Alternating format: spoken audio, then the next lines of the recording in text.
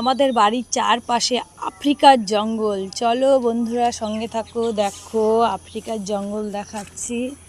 দেখেছো তো, বাঘ ভাল্লুক থাকে এরকম অবস্থা। যাই হোক, তো মাঝখানে আমরা রয়েছি। আর এই যে কলা গাছগুলো, কলায় ধরছে না, গাছগুলো মাটি নরম হয়ে বৃষ্টি এত পরিমাণে হচ্ছে যে গাছগুলো সমস্ত পড়ে যাচ্ছে।